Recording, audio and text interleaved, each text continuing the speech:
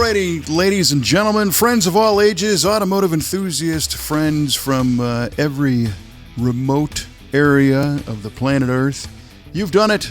It's true. You've clicked that button to listen to yet another Kevin, another Triple Crown winning episode of V8 Radio. Oh, Shazam! Triple Crown. Wow. Well, that would be a heck of a winner because the Triple Crown was a pretty serious deal. But I'll take that victory. Heck yeah. Dig it, dig it. This is the V8 Radio podcast. I'm Kevin Oeste, joined as always by our esteemed co-host, Mr. Mike Q-Ball. Clarke, what is shaking? Yeah, man, you know, I'm just doing my thing out here. Just enjoying the weather and having a good time. Yeah, the weather is really nice. Yeah, it's been pretty good lately, so no complaints out of me. Good. You know what else causes no complaints?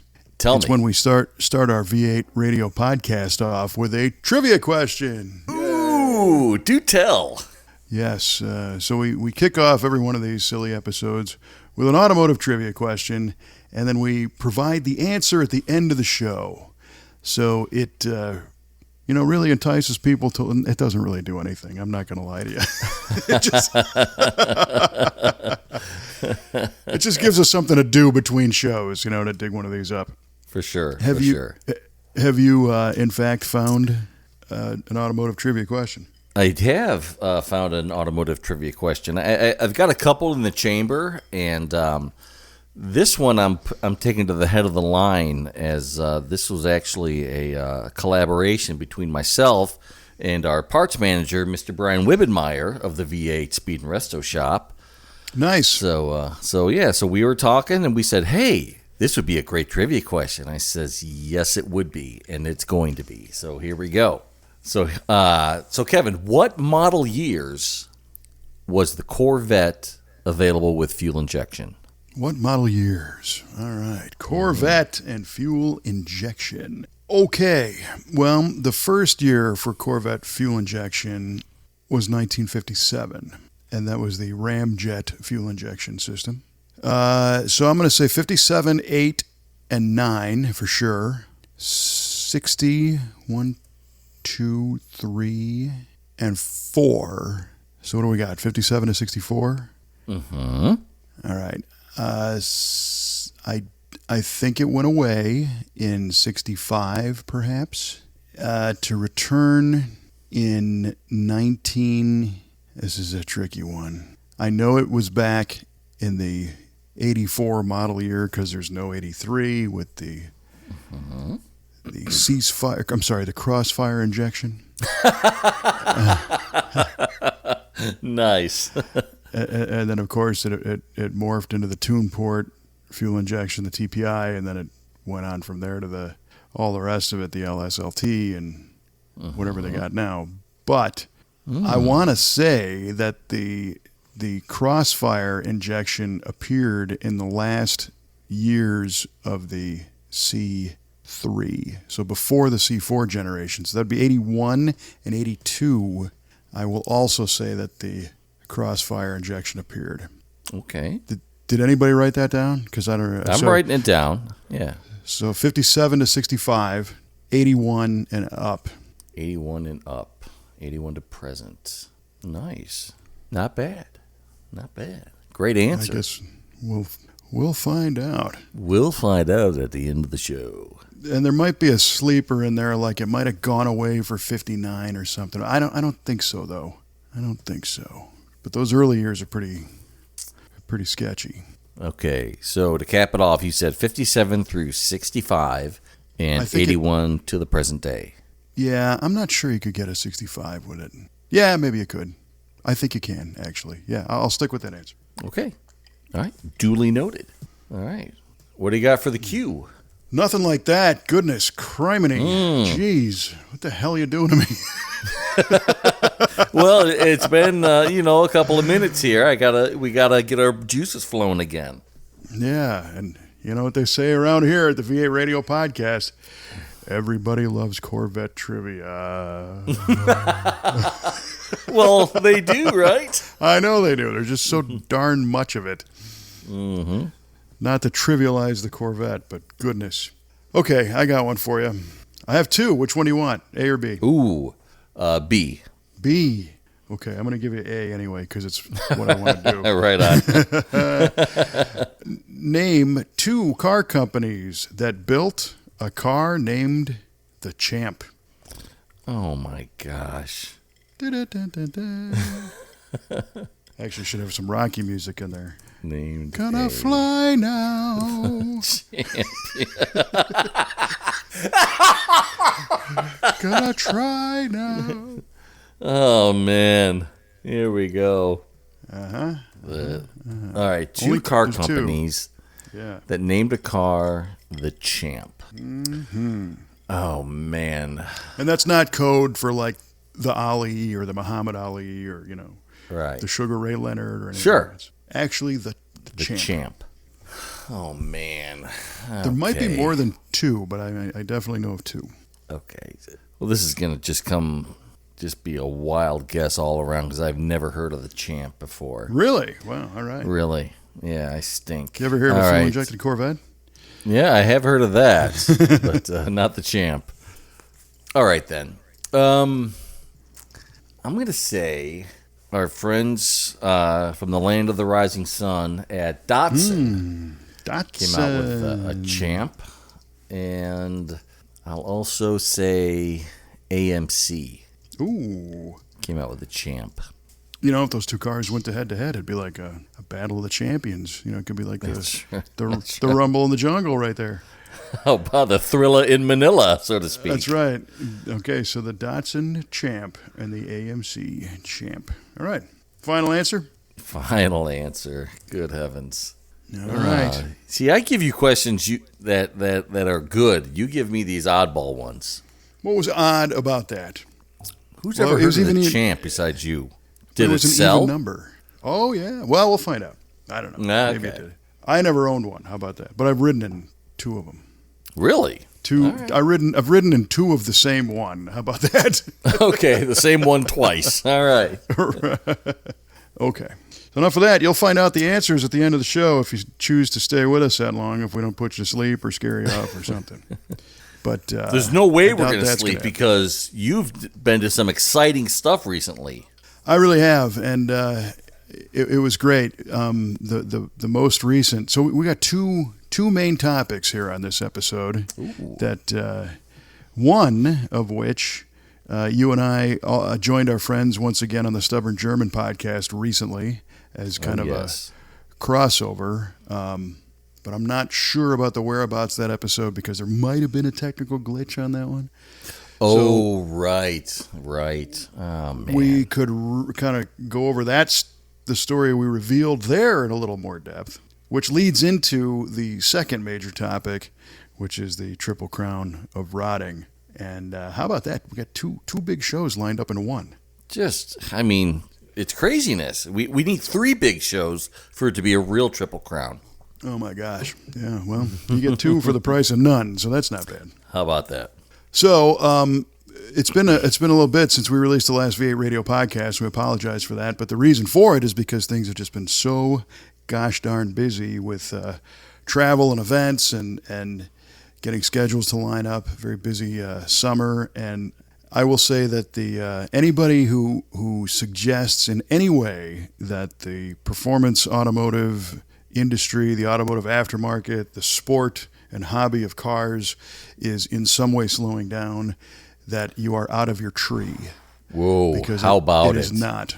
Yeah, so much going on, and it's just a great time to be an enthusiast. So starting off with that, the first of which you've undoubtedly, as being a repeat listener here on the V8 Radio Podcast, heard me allude to my pet project that I want to complete, being a documentary on the CadZZilla, the stories behind the development of the CadZZilla Kustom owned by Billy Gibbons of ZZTop, right? Mm-hmm. You've heard me talk about that. Yeah, once or twice. I've heard you mention it in passing. Yes. Well, learned a few things about that project, about the car, as a matter of fact. And really? Yeah. And I believe last time we chatted, I was communicating with our friend Mr. Jimmy Shine at Shine Speed Shop, correct? Correct. Well, a few weeks ago, 5 p.m. in the afternoon on a Thursday, I get a text, and it's a text that is sent to me from Shine, but it is forwarding a text from the Reverend Billy F. Gibbons himself. Praise be his name. Yes, all hail the blues. and Jimmy says, "Hey, it's on, see below." And the text from the Rev says, "Hey, Jimmy, tell Kevin that we are in town doing a show tonight, and if he wants to join us, that there'll be some tickets at Will Call, courtesy of us, and hope he can come and enjoy the night." How crazy is that? That was insane, dude. Yes. It still blows my mind. Yeah, it's like you completely fanboy out when you see something like that. Like, oh my gosh, I got tickets from the Reverend himself. Yes, right, exactly. That has literally never happened to me before. So it's 5 p.m. on a Thursday. The show starts at 6:30, and it's about an hour away from, hour and 20 away from where I live, or where a shop is anyway. Mm-hmm. So I tell Kelly, I'm like, "Hey, we got to go." And she's like, "Go where?" And I said, "Look, I just got this text. We're out, man. Let's go get cleaned up and go." Mm-hmm. So we jump in the truck and we head back to the house. And on our way, she's like, as much as I love ZZTop and Gibbons and all this stuff, I'm not a huge fan of loud music and big crowds right now. And I got some stuff to do. So why don't you call your buddy Good Time Jimmy, a.k.a. Grady, right, who is our friend we've mentioned before here, who just kind of lives for adventures.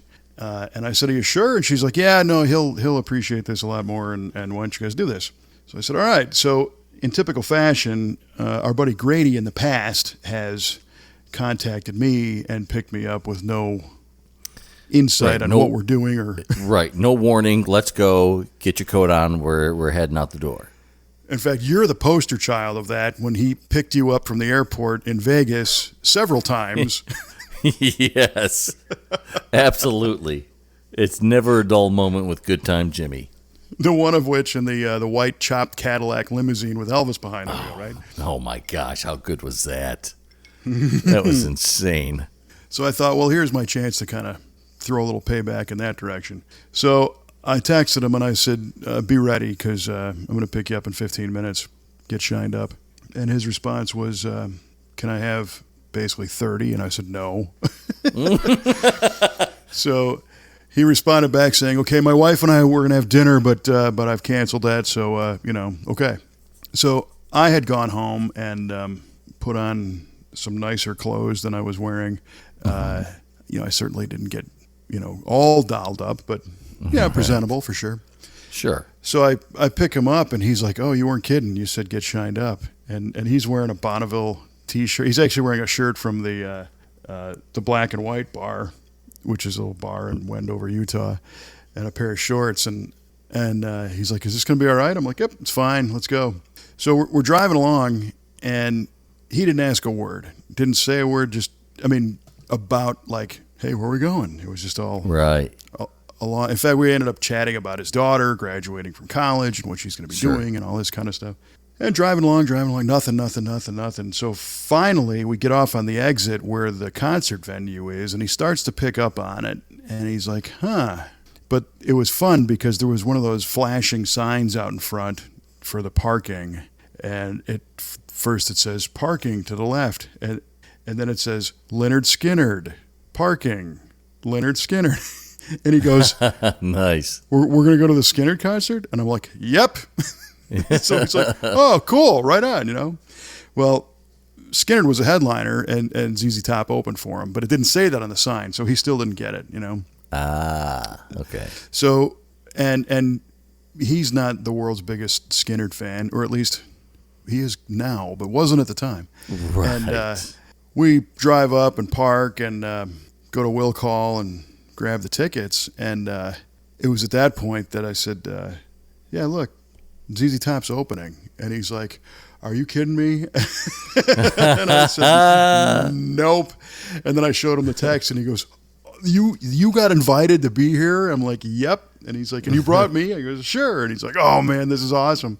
So once we got in, it was great because we had will call kind of special deal, just walk through and go get a beverage and go hang out. And I had texted his tour manager. I called Jimmy Shine back, and I said, dude, thank you so much for hooking this up. And he's like, no, yeah, go. Have a good time. So Gibbons' tour manager and I texted back and forth very briefly. You know, he's like, how many tickets do you need? And I told him, and he's like, okay, they're down there, and great. And while we were on site, I had just sent everybody a message saying, hey, made it, thanks, we're in, you know, looking forward to it. So the show was phenomenal. It was great. We were in like the 10th row, right in the center. Oh, nice. Oh, yeah. Great venue, open air, outdoor concert with a roof over the top kind of thing, and you know, giant screens, and the sound was killer, and Billy and ZZTop just killed it, crushed it. Nice. It was great. It was like they played their greatest hits album and then a few others in there and some other blues stuff, and so the set list was right on. It was really, really nice. And then afterwards, you know, we stayed for the Skynyrd concert, and that was tremendous. I was like, really? I was not expecting that, you know, because Skynyrd's one of those bands who, unfortunately, we've heard so many times, all these years, that you don't really listen to them anymore. You just you hear them, right? You hear them. You don't listen. Sure. And today, I don't think there's any surviving members of the original band. So, but there's Van Zant's brother is singing, and you know, there's some people that were very close to the circle, but it's not the original people. So a lot of people kind of wrote them off. And they addressed that in the show. They're like, hey, you know, we'd like to point out that people, they call us like a tribute band, you know, because it's not the original people. Right. And we are cool with that because we are a tribute to the greatest rock and roll band ever. Nice. Yeah, oh, totally. Yeah, right. If people still had lighters, they'd all be up, you know. Nice. Nice. But at the end of the night, we just... we headed out and enjoyed the fact that a communication line has been opened now, you know, and I got back to the office the next day and you know, well, Kelle was like, did you get backstage? Did you go hang out with him? And I said, no. And I'm okay with that. I've had that experience with him a long time ago, actually in Nashville, back in 99, I think, on the Power Tour. But, I was just an invited guest, you know. I wasn't trying to push anything, or I was just appreciating the fact that I got to see an awesome show, and he reached out to me, and that was so cool. And when I started to unravel this little thing, recently I had sent Jimmy Shine this proposal, kind of outline of what I want to do on this documentary, and he forwarded to BFG, and I now have verification that he truly did, because Gibbons now knows that I live in this area and knew he was coming to town and said, hey, I got an idea. Why don't you come out? Have a nice time. So, dude, that is fantastic. My goodness. What a treat. Way cool. It was a treat. Yeah. It was just a special, nice thing, you know. It was so cool. And I'm pretty convinced that I'm gonna do this documentary project at some point. And there's still some things that got to line up, but I'm not beating it to death, and I'm not gonna, you know, I'm not gonna make it not happen by being annoying about it. Things are just kind of falling into place, right? Yeah, I mean, you're being really cool about it. It seems like everyone that you have reached out to has been pretty cool and on board about it, and it sounds like the Reverend is going to be on board with it as well. So, I mean, things are really falling into place. Shine alluded to it already. He's like, oh, yeah, he's totally down with it. It's just the guy's on tour right now, and, you know, he puts out more energy every night at his age than I do, like, all year. So now's not the time. Let's just let the man do his job for a little while. Right. You know, once he gets off the road for a few and kicks back, then we'll talk about it, you know. Yeah. So... Yeah. So that was the one big one, but the next one was the Triple Crown of Rotting, and I just got back from that a couple hours ago, and boy, did that event put fuel in the tank, man. Really? Oh my gosh. Yeah, I'm in awe. I'm totally in awe. So that's killer. Yeah, this is beyond a car show. I don't even know if I really. I can't do this justice. You have to go to get it. And I think in a small part, my experience was different. I mean, everybody's experience is going to be what it is. But many people had the same that I did. And what we came away with is that show was good for the soul, man. It was just nice.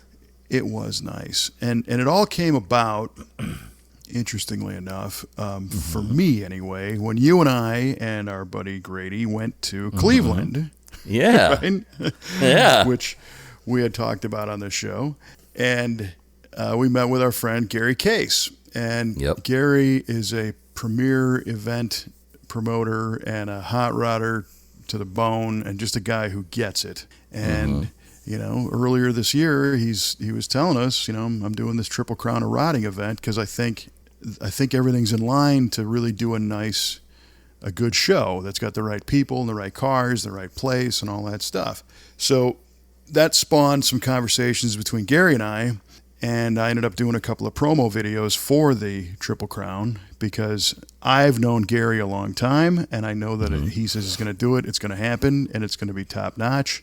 So sure, I would, why would I not want to have any kind of association with that? So made a couple videos, and things keep getting added to the show, and it's growing and growing, and finally it's time to go. So Kelly and I ended up trucking down to Nashville, and we ended up getting a campsite at a little place 15 minutes away from the Nashville Super Speedway, which is where this thing was held. And the campsite was awesome. It's got a water park and a lake and all this stuff. Oh, wow. Yeah, we didn't really get a chance to use any of that because we were there for business, but just as a nice, clean getaway, at the end of the day, it was perfect, and we had perfect weather, and everything was great. So one of the cool things about the Triple Crown of Rotting is that it's only 2 days long. It's a 2-day event. A lot of events are Friday, Saturday, Sunday, and what Gary realized, and Bobby Alloway is the other event organizer, and Bobby, of course, is one of the greatest custom car builders ever, and they know that it takes a lot to be a vendor or a participant if you got to stay there all day Sunday and try and get home at night and get yourself to work on Monday. So it ended up kind of putting a little bit of a time pressure on the whole thing because you've got all these things to see and do in just 2 days, right? Yeah. Which was, you didn't want to waste any time. And when we got there, I think the best way to describe this thing is if you were a car fanatic and you went to shows in the 80s and 90s, like the big ones, like the Hot Rod Super Nationals and Canfield, or the Carcraft Street Machine Nationals and DeCoin, or any of the the really big hot rod shows back then, before the internet, before all the different magazines niched everything out to being like just a Mustang show or just a custom show. Everything was there, right? Trucks and cars and hot rods, and back in the days when you didn't have a lot of choices, so everybody went. Lots of people went to these events. That they all changed because of all those factors. Magazines happened, different events popped up, the internet, blah blah blah, and then of course, past 3 years with whatever COVID thing we went through. But this event seems to have completely picked up right where those left off. Really? Wow. Because it was a smattering of everything. There were cars, trucks, customs, hot rods, muscle cars, you name it, it was there. But what was really over the top is that I have never seen so many ultra high caliber cars in one place at one time ever. Wow, no kidding. Ever. Huh. And that was by design. And so Alloway and Gary, when they were putting the Triple Crown of Rotting together, their mission was to reach out to all the top builders and all the winners of all the big events and invite them all to this show, right? Yeah. And they came. So there was multiple Riddler winners on hand. There was America's Most Beautiful Roadsters on hand. There was Sloniker Award winners on hand. There was every type of trophy winning car out there was there from the past, 3, 5, 7 years. And they were all competing for these new Triple Crown of Rotting awards. So last I heard, and this is unofficial, I don't know, but I heard somewhere in excess of 1,600 cars. Holy cats. Are you serious? It's a good-sized show. Yeah. And of course, all the people that went along with it. And they sold out at over 110 vendors. That's 110 awesome. vendors. It was insane, man. Yeah, man. And again, you remember back in the day when you'd go from truck to truck to truck to truck, and they're all there. Everybody you want to see is there. They all came. So every big name in parts was there. Billet Specialties and Holley and ARP and CPP and LMC Truck, and it just goes on and on and on. And then all the top builders, most of them had their own displays there too. So Rad Rides by Troy and Kindig and Greening, and you just name it, they're all there. And those guys also, most of them brought cars that were competing for the Triple Crown, so you can get the level that we're talking about of vehicles. Right. And Gary and Alloway know that part of this scene, the biggest part of this scene are the people, So for sure. By inviting all of these well-respected and high-profile builders to come out, they set up each day at 1 p.m. almost like a sports card convention, where you get baseball players, they're all signing cards, Here you had all these builders on this giant, set of tables signing autographs. And each time I think was 2.5 to 3 hours long, each session, just because that's how long the line was. It was nonstop the whole time. Jeez. Yeah. No, it was nuts. So my purpose there was to shoot, I guess, official video for the event, right? So I was covering cars and awards and vendors, the whole thing. I'm trying to, because I joked with Gary Case, and I said, halfway through, I said, you've got me shooting a promo video for next year that you don't need. Right. Because this place was packed, and the autograph signing. So the Jimmy and Will Posey from Big Oak Garage, next to the Gerber brothers from Roadster Shop, next to Kindig, next to Trepanier, next to Chip Foose, next to Posey, next to Roy Brizio, next to Bobby Alloway, next to Jesse Greening, next to Johnathan Goolsby, next to the guys from Troy Ladd from Hollywood Hot Rods, next to the guys from Pete and Jake's. It just went down the line. All these great people and great friends that I've known and people like to see and are inspired by. So at one point I'm shooting that little autograph session, and I'm like, I'd like to get something signed. Right? Troy, you got a minute? Well, and that was just it, because I can't tell. Alan Johnson from Johnson's Hot Rods. I can't tell you how many times I've done interviews with people and just not gotten the snapshot or not gotten the photograph or because I'm there to work. I'm there to do my job. Right.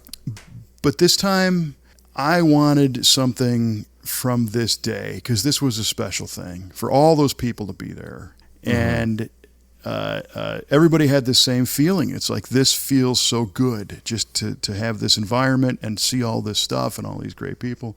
So the only thing I had on me was the recent issue of Cartoons Magazine with the Ed Tilrock art on the cover. So I had everybody sign it. No kidding. Yeah. And it was pretty cool. Everyone's like, oh, yeah, this is awesome, and hey, I used to read this. And I think we re-signed up Roy Brizio as a subscriber because he's thumbing through. He's like, oh, this is cool. Right on. So I got to break it to Ed that we drew all over his cover. I'll have to get another one from Mark Mathot and the publisher. But yeah, I'm sure Ed will be happy about that regardless. I would hope so. I got to send it to him then. Maybe have him sign off on it too. Yeah, for sure.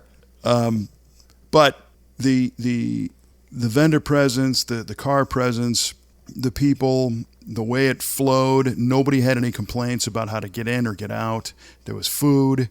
On Thursday night before the event, they had a hospitality night for the vendors, which was in this, I don't know, like an Embassy Suites hotel with a big ballroom, and it was hosted by the Brown Water Exchange, which is a bourbon barrel investment group, which is kind of cool. Oh, nice. So they were giving out shots of bourbon, and Brett Vogel, from our buddy from Ride Tech, was kind of behind that. He was there, and Billet Specialties was the other sponsor of the evening at that event, and a lot of our friends from Billet Specialties were there. I mean, it was just so many people. Jack Chisenhall and Rick Love from Vintage Air. I mean, Nice. Everybody who's like really deep into this hobby Yeah. sport business industry was just there to have a good time, and we had a love great it. time. I can't get enough of this thing. It was so great. That is awesome, dude.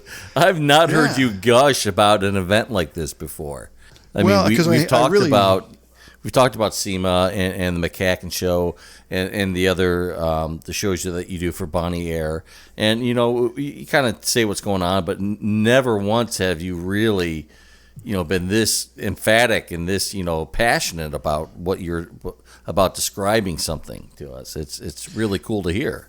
Well, I'm glad. I don't want to sound like I'm being disingenuous, because this is all legit. Yeah. And I value and love all those other events as well, but this one touched a different Right. place. Exactly, and that's exactly what I was trying to get at. I'm sure. Yeah. This was the first one, and it seems like it was hugely successful, and that really makes it special. And you were there. You were there for the first one, so that's Right. It's almost like saying, "Yeah, I was there at the first SEMA show. That was I was a vendor, or I was a participant there." So only the people who were there can say that now. For the rest of the time, the show's in existence. Yeah. And I don't know if it's anywhere near as significant as SEMA at this point, but your analogy's spot on. It's like they say, these cars are only original once. Only the people that were there were there. Exactly. And Exactly. that's really just kind of a slice of this whole thing, because all the other elements, again, how awesome the cars were, and just the logistics of the event, and this. So I got this sense of nostalgia, which of course is what drives all of this nonsense. But you almost felt like you were there before, even though this was the first one, because there was so many familiar faces and so many indicators that it's like all the great stuff you liked about previous events all rolled into one. It was really cool. Nice. That's Yeah. kick-ass. It was kick-ass. So on day one, I'm shooting interviews of some of the sponsors and vendors, and I'm over at the Rad Rides by Troy trailer, and Troy Trepanier's there. His son Jack is there. Of course, Moose is there. Troy's mom Judy's there. So that's a big family reunion. Kelly's with us, and we're all hanging out. And I'm getting ready to do this interview, and Lisa from our office came with as production support. We actually hired her sister to be our camera person, so she was shooting video, and I was cool. also. And so Lisa and Jamie are hanging out, and they're like, "Okay, are we going to do this?" And I said, "Yeah, but Troy's over there talking to somebody. We got to give him a minute, to finish this thing." And I look over, and Troy's like, "Oh yeah, hey Kev, just give me a sec," and no problem, And Troy likes to talk, so he's going on and on. But I notice who he's talking to, and it's none other than Larry Erickson, No. who of course was the guy that designed CadZZilla. Well. Right. So Here we go. exactly. So I wait for Troy and him to finish up, and just before they're done, I come up and I said, "Guys, I don't mean to interrupt." And Troy's like, "No, we're done in a sec." And I've met Larry in the past casually, but he, I don't want to say that I know the guy, and he certainly didn't know me very well. But I said, "Larry, my name is Kevin Oeste, and I'm not going to bother you with it right now, but I want to just throw something past you that I'm working on." And he said, "What's that?" And I said, "Well, I want to do this documentary on the stories behind the building of CadZZilla. And he looks at me and he gets this goofy smile on his face. So Larry at the time was head of Cadillac design at GM. Oh, no kidding. Oh yeah, he's the guy, and he was also a big shot lead designer at Ford for a long time too. And when he did the CadZZilla design, I mean, obviously he got it. I mean, it's perfect in every way. 100%, yeah.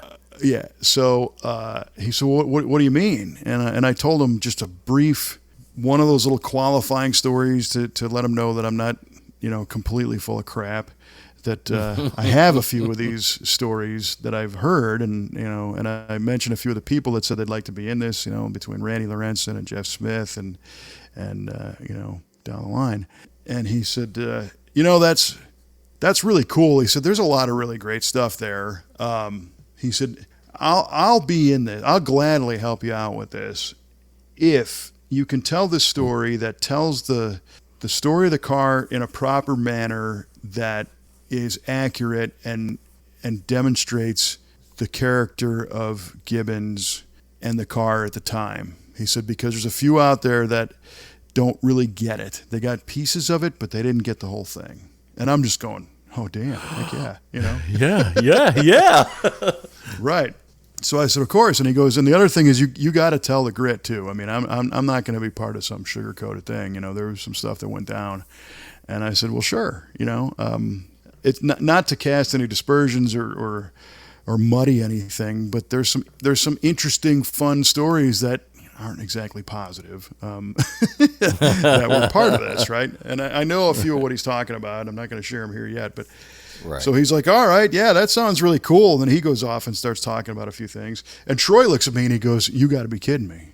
And I go, what? And he's like, that's really awesome. And I said, well, yeah, I mean, I think it's going to be really cool. So Larry and I exchanged information. So he took off and I said, all right, let's go do this interview. And I get Troy in position to get him all mic'd up and ready to go. And he goes, hey, I just got to tell you, if you do that documentary, that's going to be really something.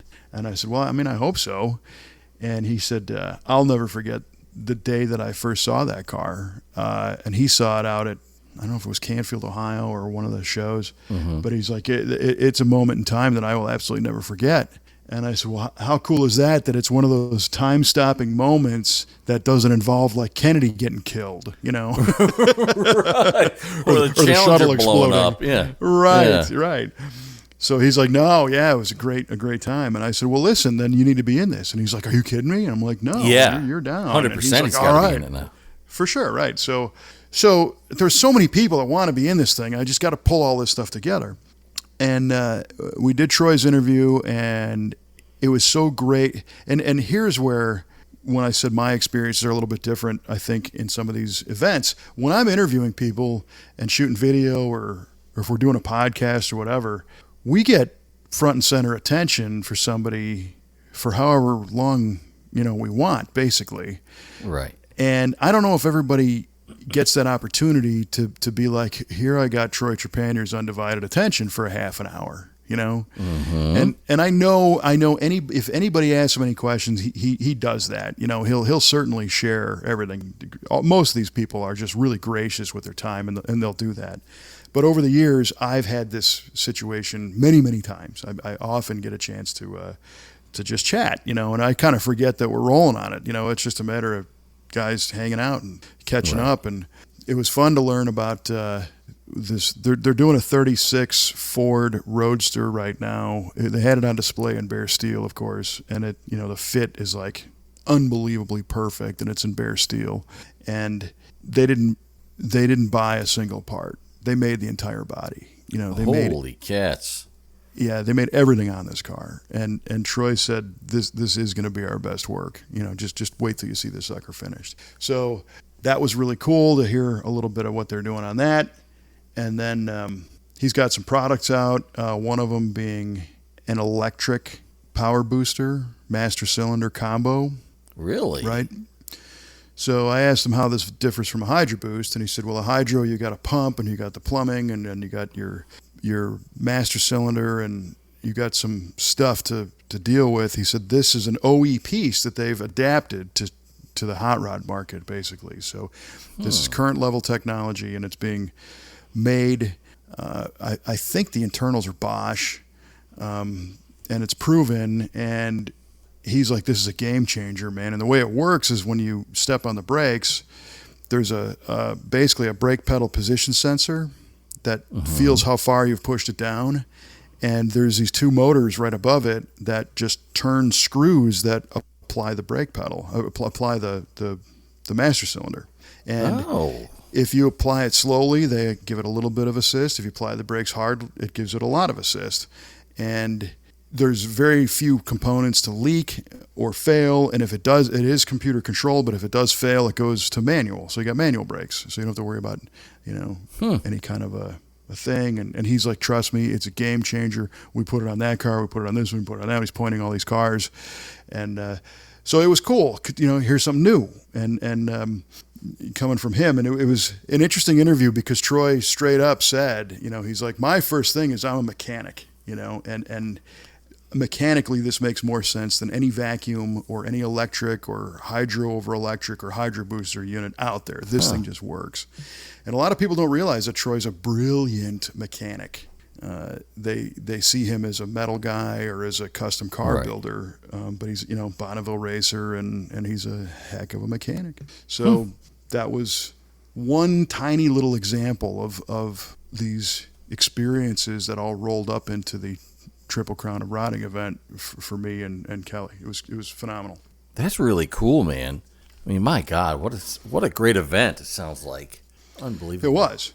And Kelle being very involved in SEMA, in the HRIA, the Hot Rod Industry Alliance, they had little after hours. So Bowler Transmission was there, and Mark Bowler graciously hosted this little mixer for the HRIA people. So they were all there after. Kelle was bartending. She was pouring bourbon shots for people. And nice. It was kind of funny because some people were coming up and she'd pour him a drink, and the whole purpose was to network and to chat about business challenges that people are having and what can they do. And if somebody got a little bit, started to become apparent that if they were really just there for the free drinks, she instituted a policy that said for every drink, you got to answer a question about the HRA. Right on. First one up, of course, is what does it stand for?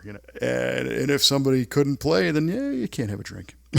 Ooh, man, that's rough, man. I think there was only one individual that had a problem with it. Gotcha. So another fun aspect was Brian Wibbenmeyer, who supplies you with trivia questions, apparently, also that's right.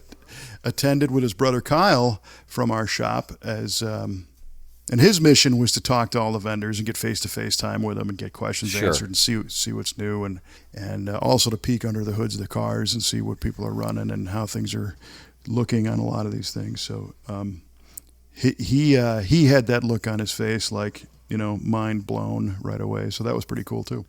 That's awesome. I can't wait to hear more about it from him when we talk next. So I'm looking forward to that. So, well, I understand that you and I were talking about this, I think a couple of weeks ago, and you said that the premier builders that were there were tasked with building a trophy to give away. Isn't that right? That part was so phenomenal. So so the Triple Crown, again, today you go to a car show and the cheap ones, you get a Chinese plastic trophy, and it's like, oh great, and everybody complains about it. And everybody says, well, I'm not here for the trophies. I'm just here for the fun. And then you have other people who are like, no, it's all about the trophies. But what the organizers did at the Triple Crown is, first of all, they designed and had machined and then plated these amazing, tall, big billet aluminum trophies that all had like best street rod and best street cruiser and the best truck.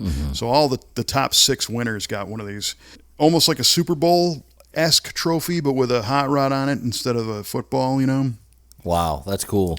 Plus, those same 6 all got a custom-built Gibson guitar. That really? Yes, the pick guard was engraved with all the sponsors, and then up the fretboard as well. And they were all painted in Alloway black, of course, because Bobby Alloway does everything in black. So you wanted one of those. If you won that stuff, you're like, now you got a real killer trophy. But to your point, all those top builders that were invited to be there, they gave them all a pick award. And it was open to any car on the lot, anywhere. Right. If you registered your vehicle, you were in the running. And Troy Trepanier might pick your car. Jesse Greening might pick your car. Dave Kindig, Foose, any of these guys. Right. And they were all tasked with building their own special trophy for the event. And oh my gosh, were there some cool stuff. Is that right? Yeah, so Ring Brothers, of course, they were also in the lineup of people signing autographs, and they had their Celebrity Pick Award. And they built this billet polished, almost a pyramid type thing, and it had LED lights in it, and it had engravings and polish and different fixture, different textures. I think it was unreal. It looked like something that belonged in an art museum. And wow. Kyle Tucker from Detroit Speed, right? So he was another guy who was there signing stuff, and he actually drew a little smiley face on my Cartoons magazine, as a matter of fact. That was kind of fun. Nice. Way to go, Kyle. Yeah, exactly. The Detroit Speed Award, they did almost a little takeoff of the Vegas sign at the top, and it had a little sign that said Detroit Speed, and the base all lit up, LED in different colors and everything. And somebody made a buckle, like a rodeo champion buckle, and that was their award. And then there was some others that were just really cool billet machinings that were polished and painted, and Posies did one that looked like the front end of a 50 Ford, so it had like a bumper thing with like a bullet nose kind of deal, and it was elevated with a piece of clear plexi below it that had an inscription of a saying that talked about how important it is to do things that you like to do, Super cool. But I think one of the best trophies of all of them was the Roadster Shop.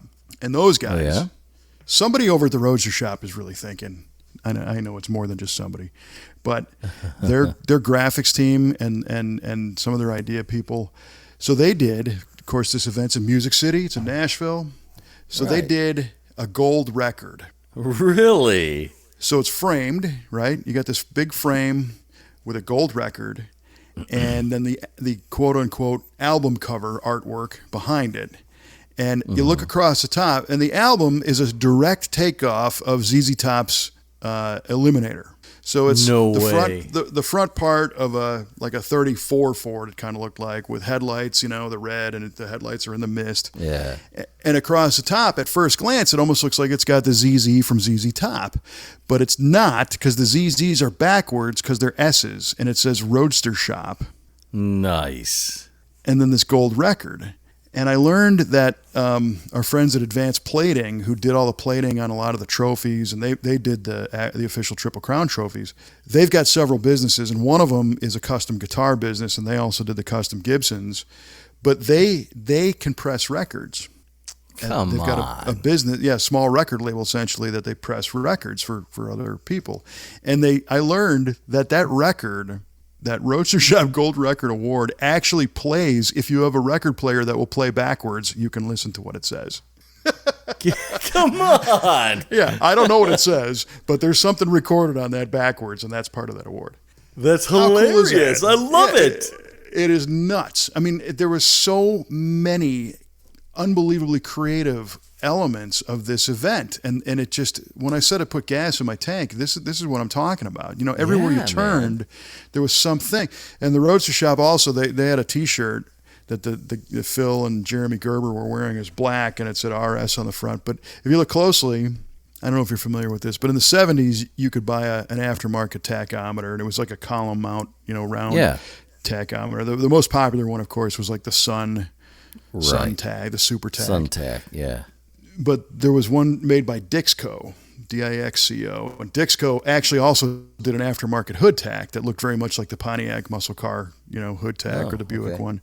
But Dixco did a limited edition Don Garlett's column mount tack, and it had red, and white stripes on it and blue with stars on the back of it. So it was like an American flag wrapped around a tachometer. And instead of having a red line, it went red, white, and blue line on it, right? Nice. And if you know, you know. And I saw their T-shirt, and they had that tack in a piece of art on their T-shirt, and I'm like, oh my gosh, nice. the Don Garlett's Dixco tachometer. And they both looked at me like, yeah, you know what that is? I'm like, you're damn right, I know what that is. I chased a broken one on eBay up to $200 one day. You know, I know what that is. So that's awesome. You know, everywhere you look, there was these little elements. And another cool thing about this was there was some charity fundraisers, and one of them was a 50-50 drawing for the Multiple Sclerosis Society, and the winner took home almost $12,000. Come on. Oh yeah. But the other one was a charity auction of pinstripers. So they had like 50 pinstripers, all in this garage, this paddock, because this was in the infield of the super speedway. So all the garages were filled with displays. And these guys are pinstriping mailboxes and guitars and panels and, you know, you name it. And they were auctioning everything off for the Speedway Children's Charity. You know, it was awesome. And these guys did all this for free. They just donated all their time, all their artwork.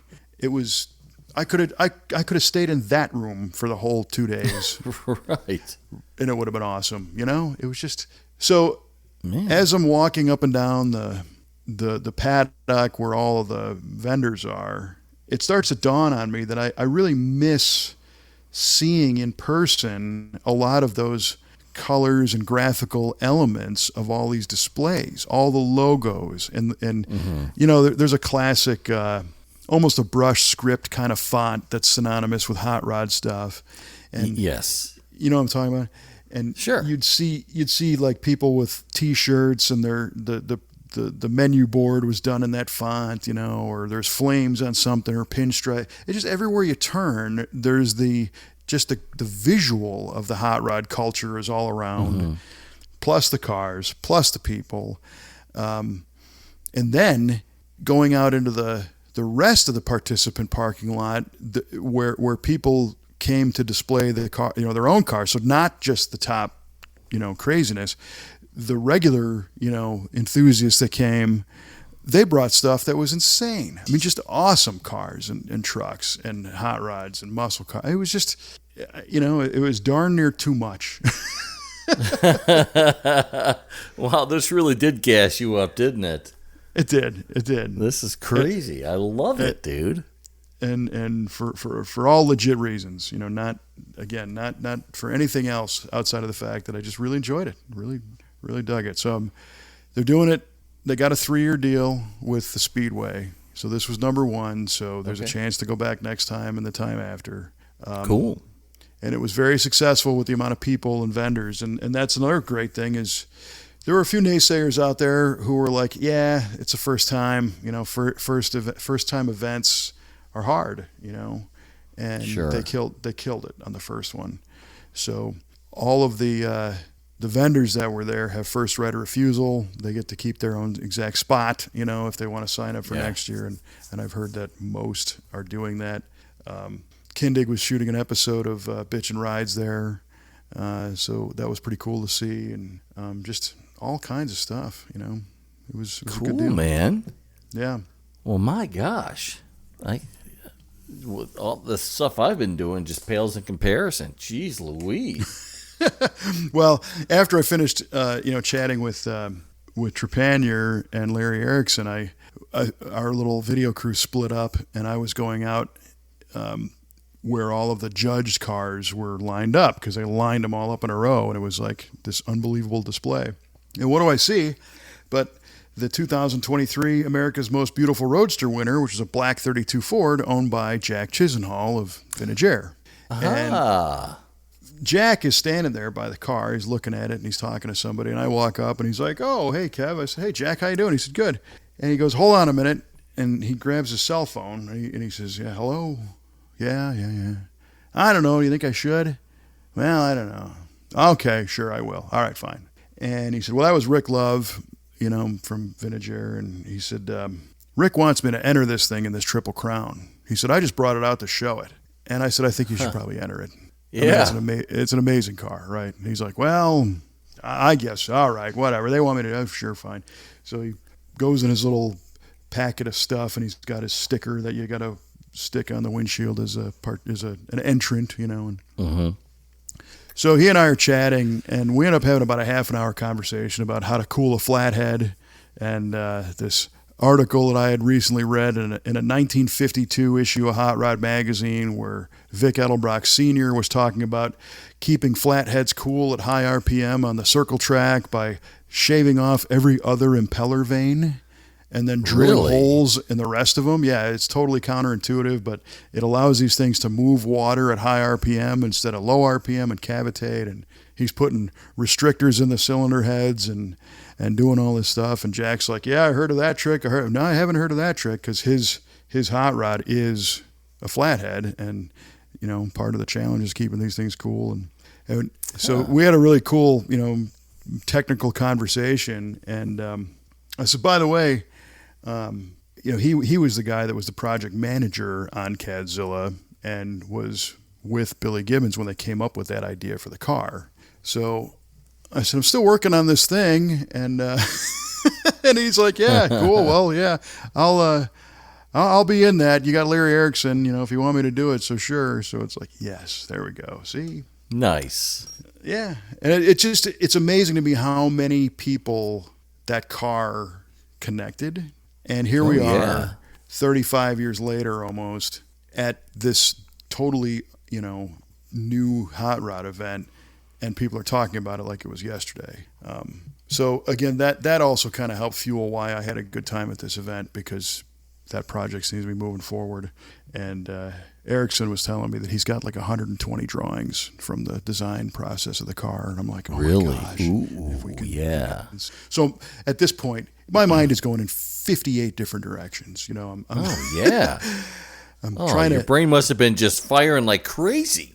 I'm shooting video, I'm doing interviews, I'm thinking about how I'm going to edit this piece, I'm looking at cars, I'm getting ideas. I got a chance to interview Troy Ladd from Hollywood Hot Rods and his 32 Coupe that he debuted a couple years ago at the Grand National Roadster Show. It won the Sloniker Award. It was a contender for the America's Most Beautiful Roadster that year. This thing is like my second or third favorite car ever built. I mean, it is unreal how beautiful this hot rod is. And to chat with him about the design decisions and the capabilities and what this thing does and the old Cadillac motor and all the stuff. Yeah. And then Ring Brothers, they're good friends of ours. It's always great to see them. Their latest Camaro, 100% carbon fiber body, 1,100 horsepower Wagners supercharged LS. Everything handmade, or I should say, hand designed, then CNC'd, which got turned into a mold, which got molded and then body worked and built, and just completely not next level, like 10 levels down, just way down. Yeah, my goodness. So the inspiration for cool cars to build in our shop and to share with our team is pegged on 11. It was good. It was a great thing. This is a great thing. I can't wait for the next staff meeting now. I got to hear all about it. Yeah, well, you will hear all about it. Yes, they will. Yes, they will. How cool. I mean, 35 years later, and CadZZilla is still relevant and still on people's minds, and it's still interesting to people. It's crazy.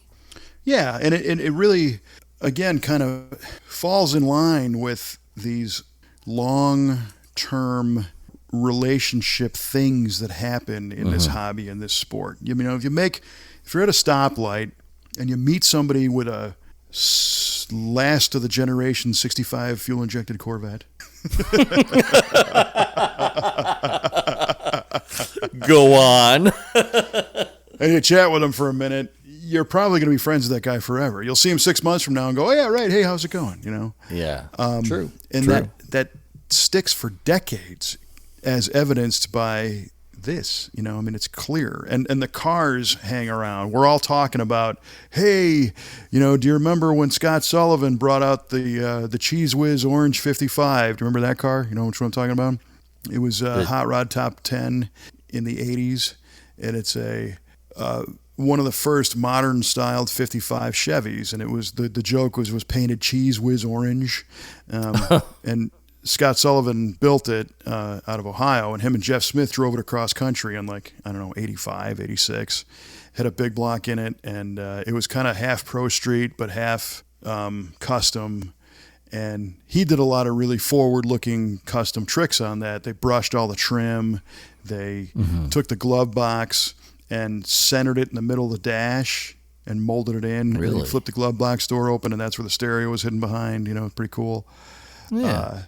And there's a shot in the Hot Rod magazine of them actually pouring a jar of Cheese Whiz on the car, and it's the same color. Yeah. Nice. So there's an example where it's, Scott Sullivan's here. Yeah, I remember that Cheese Whiz Orange car, man. That thing was innovative. It was awesome. And, look, there it is. It's parked right over there. Holy cow. Yeah, that kind of stuff happened. So it was something else, man. That is something else. How crazy is that, man? Yeah, so everybody needs to go before it gets too big, and I don't see this thing slowing down at all. And the other fun thing is this is the exact same weekend as the Holly LS Fest East, if you will, in which Trevor, our technician, and his wife Tricia took 2 cars down. Trevor took his ZL1 Camaro, and then Tricia took their C10 pickup truck and raced them both on the autocross and on the drag strip and everything. That's killer. I've never been to an LS Fest, but I'd like to go to one of these days. Yeah, I mean, a huge event, and so now you've got 2 giant, unbelievably great events going on at the same time, and neither one of them suffered. They were both huge. They both drew their appropriate crowds. Some people went to both, because they were only a few hours apart. Bowling Green versus Nashville, so not terribly far apart. So that gets back to my opening statement of if anybody thinks that this industry is slowing down, you're wrong. Which I love. I love it too. I mean, I've learned just the short time that I've been really immersed into this industry. It is huge, and it's getting bigger and bigger and bigger, I think, with the advent of the Triple Crown of Rodding and its success. And you have all the good guy shows, and you have the Street Nats. You have all these big shows still going on. The McCacken show, and even like the auction shows, like the Barrett Jackson and the Mecum auctions, draw in huge amounts of people just to see these cars go across the block. So I don't see this slowing down anytime soon. No, it's a giant culture, and it keeps going. And there was a lot of young people there checking the stuff out, bringing their own cars, appreciating some of the higher end builds from people, and just totally digging it. And Steve Strope was there. Got to hang out with him for a little while. I mean, just lots of people. So. Yeah, and when you just went down that list of all those events, they just blanket the calendar, from end to end, all year long. There are very high level, deeply immersive things to do with cool cars all year. It's great. It is great. I love it. I love being in this industry. Hoorah! And that's not even taking into account your unofficial stuff, your cars and coffees and your donut cruises and your road trip events, your power tours, your drag weeks, your drag and drive events, your drag races, your circle track stuff, your other roundy rounds, your NASCAR, your NHRA, and now your F1. And I mean, it's just like, holy moly. Yeah. It's there. It's happening. Yeah. It's now. It is. And you know what else is right now? The answers to our trivia questions? Yes. Do you see how all that built up to this? Man, you, sir, are a consummate professional. Because all of those events, all they want to know is two car companies that built a Champ. And when the hell was a Corvette fuel injected? Right. Oh man! All right. So, well, Kev, I was thoroughly humbled over the weekend. So you just keep going and just kick me in the nuts with this question because I'm pretty sure I got it wrong. What do you got? All right, let me wind it up here. All right. So, Kevin, I asked you what years the Corvette was fuel injected, and you said 57 through 65. And 1981 with the Crossfire injection to present day. And I might throw a caveat. I know it doesn't count, but that 81 might not have been a Crossfire. It might have been a throttle body. But anyway, go ahead. Oh, okay, fair enough. So the years that the Corvette was fuel injected, 1957 through 65. You got that right. Hey. And it was 1982 to the present day. Oh, man. So close. So close. So close. Wow. What a great question. Yeah, thanks. Well, we can thank Brian tomorrow for that one. I will. Yeah, man. Yeah, but I when we were thinking about it, I thought it was the Crossfire started with the 84. I wasn't at that time aware that it started with the 82. But then we dug into it a little bit and we found out the right stuff. So right. stuff. So if I remember correctly, the 82, it had a fender badge that said Crossfire injection. It was all lowercase. It was weird. And then in 80, they made it more high tech with the C4 style. But right. Yeah, great question. Wow. Thank you. Surprised I got even that close. Yeah, we thought we were gonna. Well, for a split second, I thought you'd get tripped up with the Ramjet, but I'm like, nah, he's gonna know better. So, well, thanks for picking another one that I knew some of. Yeah, you betcha. All right, maybe you can return the favor one of these days, But I will. All right, appreciate that. All right, easy keep talking. Little two-parter. Name two car companies that built a Champ, and we have cue ball guessing the Datsun Champ and the AMC Champ. Both champs. All right, well. Those are great guesses, but I actually kind of close in an interesting way, and I'll let you draw the parallels. The correct answer was the Plymouth Champ, which was actually built by Mitsubishi. Really? So, yes. Okay. There's your land of the rising sun. Remember the Dodge Colt? Yes. Its sister was the Plymouth Champ.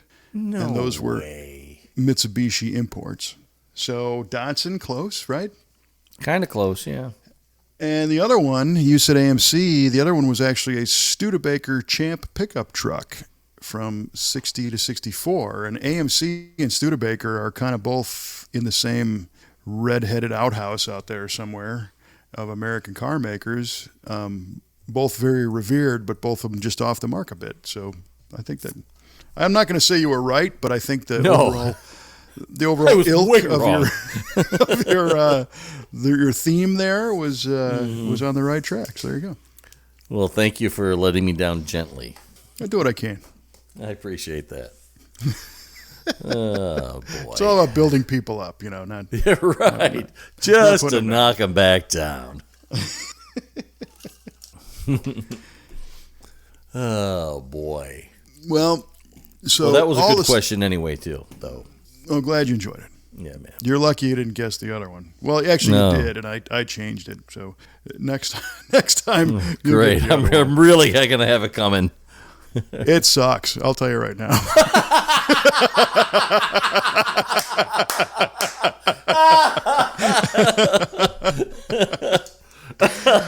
So you got that to look forward to. Oh, awesome. I can't wait. Oh, man. Criminy. Okay.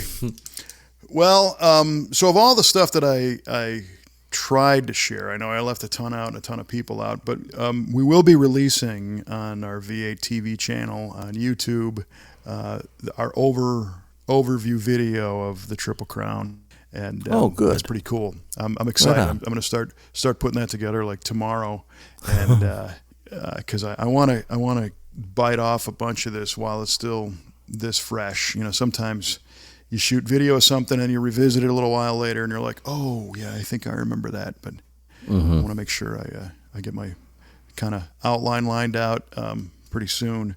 So just if you haven't subscribed to our YouTube channel, just go to V8 TV and click that one, because you're not going to want to miss this. And I think there's something for everybody, and it should be pretty cool. Looking forward to putting that together. So dig it, man. Right on.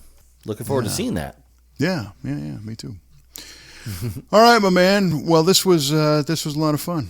I appreciate you letting me ramble on about this event like a 12-year-old girl at a 1964 Beatles concert, but that's kind of how it went down for me. Out. I know. I didn't have anything to throw at the stage, but nice. But it was something else. So, yeah, all right. It sounds like it was really something else. That's great stuff. Well, if you enjoyed this episode, you're certain to enjoy all the rest of the V8 Radio podcasts, and also the might as well. It's all the same price. Click on the Bonneville Up to Speed podcast. We had a fun one. Our last episode got to interview the granddaughter of Burt Monroe, also known as the world's fastest Indian. If you've seen that film, got to meet her out at Bonneville, waiting for the track to dry, which kind of didn't really happen this year, but Bonneville Up to Speed podcast is something we also publish. But most importantly, click that subscribe on V8 Radio so that next time when we really put cue ball to the test, when we put cue balls in a vice, right, with this miserable trivia question, you'll be the first to hear it. Oh, I'm lucky. Yeah. See, you said you like this industry. Yeah. I'm starting to rethink things a little bit here. Dang it. Yeah. All right. Well, that's all I got. So for Mr. Mike Cue Ball Clarke, I'm Kevin Oeste, reminding you to keep polishing the plating, because you never know what you'll win with it, but at least you'll have fun doing it. And we will talk to you next time on the V8 Radio Podcast.